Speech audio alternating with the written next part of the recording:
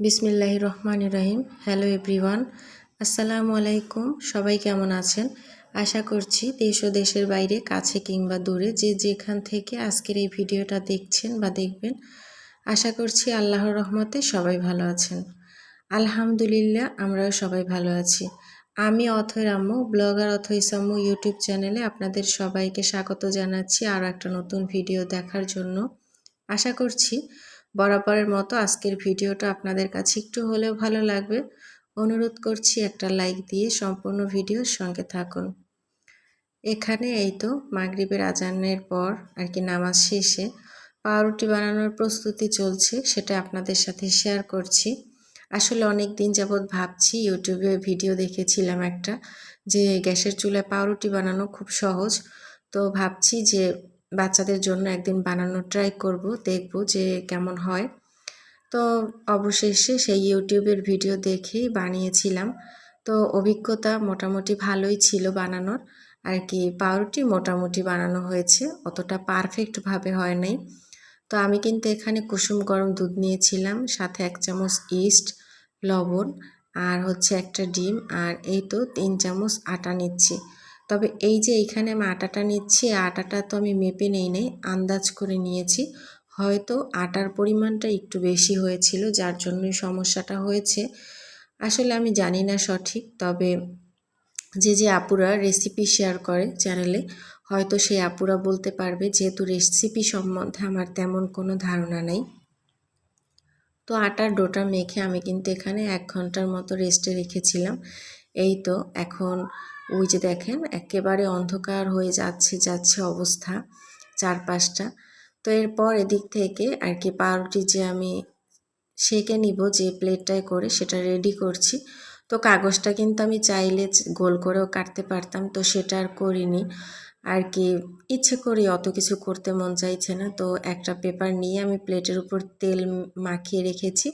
আর এই তো এসে দেখি যে আটার যে ডোটা আমি তৈরি করেছিলাম, সেটা একদম ফুলে অনেক বড় হয়ে গেছে। তো সেটা থেকে বাতাস বের করে আরেকটু মথে নিচ্ছি। আমি দেখেছি যে এইভাবেই করে তো আমি মূলত যে কড়াইটাতে প্রতিদিন আটা সিদ্ধ করি রুটি বানানোর জন্য, সেই কড়াইটাই এখানে ব্যবহার করেছি।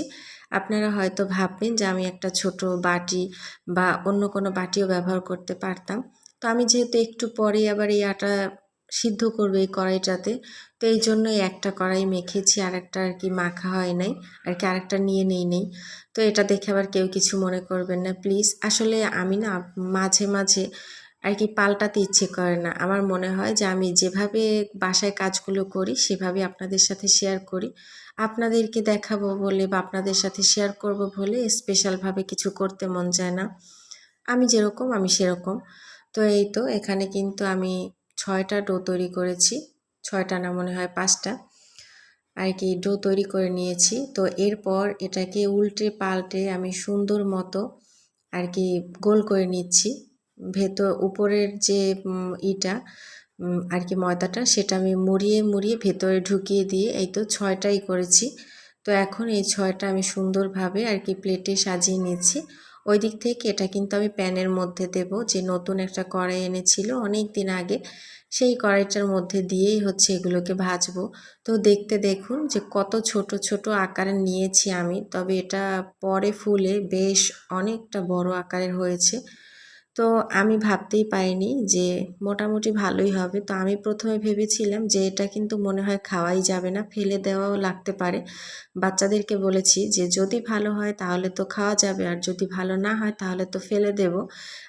এই নাস্তার উপর ভরসা করে সন্ধ্যায় নাস্তা করা যাবে না।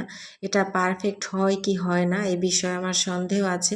তো আমার ছেলেমেয়েরা অনেকটা রাগই করেছে আমার সাথে, যে আমি এখন এক্সপেরিমেন্টাল নাস্তা কেন বানাচ্ছি সন্ধ্যায়।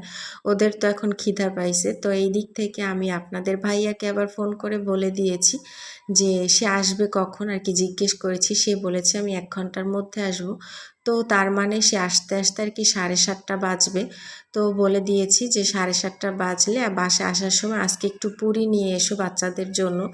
আর আমি যেদিকে এক্সপেরিমেন্টাল নাস্তা তৈরি করছি, যেটা আদৌ খাওয়া যাবে কি যাবে না, ফেলে দিতে হবে নাকি, এটার কথা আর বলিনি। এটা তো আমি চুপি চুপি করছি। তো এটা করতে করতে আমার অলরেডি 7:20 বেজে গেছে। তো অবশেষে মোটামুটি হয়েছে। তো আপনারা সাথেই থাকুন, দেখতে থাকুন যে কেমন হয়েছে। আর আজকে শুধু এই পাউরুটির ভিডিও আপনাদের সাথে শেয়ার করছি না, এই ভিডিওটাই সন্ধ্যা থেকে শুরু করে আমি রেখেছি একদম রাতে ঘুমানোর আগ পর্যন্ত, মানে রাতের থালাবাটি ধোয়া পর্যন্ত। তো ভালোই লাগবে, সাথে থাকুন। জানি না এই পর্যন্ত কারা কারা আমার সাথে আছেন, তবে যদি কেউ থেকে থাকেন তবে বলবো, যদি ভুলে গিয়ে থাকেন প্লিজ একটা লাইক দিয়ে দেবেন। আর নতুন কোনো বন্ধু যদি আমার চ্যানেলে এসে থাকেন তাহলে বলবো ভিডিওটা একটা লাইক দিয়ে দেখতে থাকুন। যদি ভিডিওর কোনো একটা অংশ আপনার কাছে ভালো লেগে যায় বা আপনার মনে হয় যে এই ধরনের ভিডিও আপনি আরও দেখতে চান বা আপনার ভালো লাগে আমার ভিডিওগুলো, তাহলে আপনি চাইলে আমার চ্যানেলটা সাবস্ক্রাইব করে আমার বন্ধু হয়ে পাশে থেকে যেতে পারেন।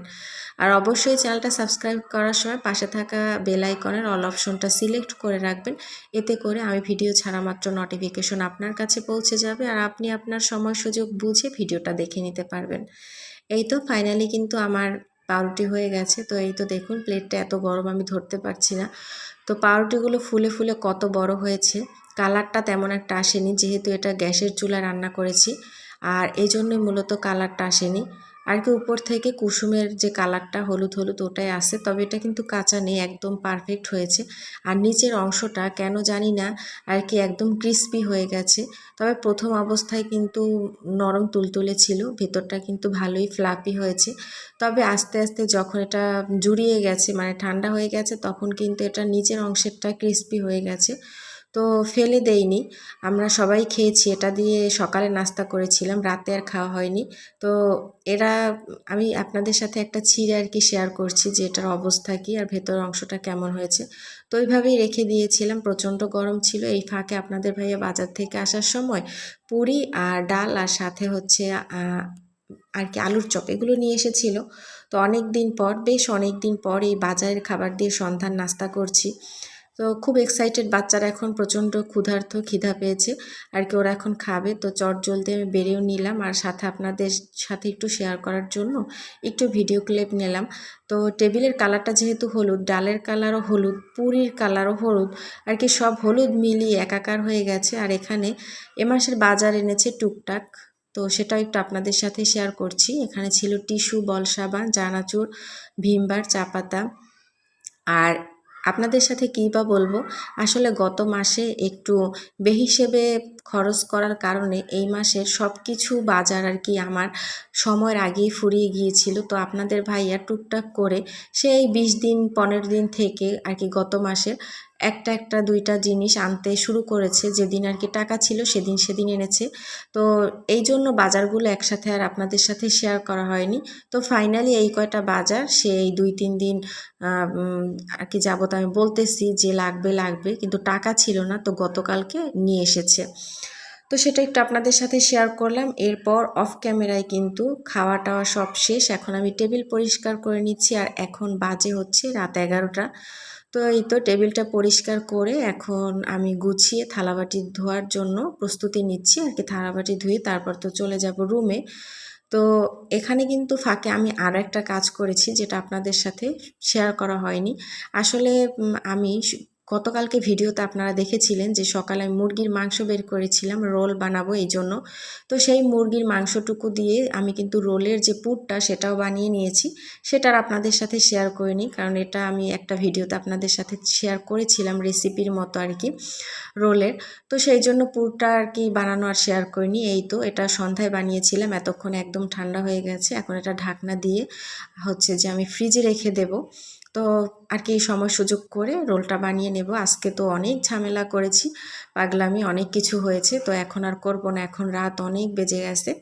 তো এই তো ভিতরে রেখে দিচ্ছি অফ ক্যামেরায় রুটি বানিয়ে, তারপরে এই তো নর্মালে সেটাও রেখে দিয়েছি। আর এখন থালাবাটি ধোয়ার জন্য এই তো বসে পড়লাম। তো আজকের ভিডিও থাকবে এই পর্যন্ত, দেখা হবে কিন্তু নতুন কোনো ভিডিওতে। সেই পর্যন্ত আমার বন্ধুরা সবাই ভালো থাকবেন, সুস্থ থাকবেন এবং নিরাপদে থাকবেন। অবশ্যই আমাদের জন্য দোয়া করবেন, আর আপনাদের এবং আপনাদের পরিবারের সবার জন্য রইল অন্তঃস্থল থেকে দোয়া এবং ভালোবাসা। তো আজকের ভিডিওটা আপনাদের কাছে কেমন লাগলো ছোট্ট একটা কমেন্টের মাধ্যমে জানাতে ভুলবেন না। তো এখানে আমি ভয়েস ওভার দিচ্ছি, পাশে রাস্তায় একটা গাড়ি এসে পড়েছে। জানি না এখানে আপনাদের সেটা শুনতে আর কি কথা শুনতে অসুবিধা হচ্ছে কিনা।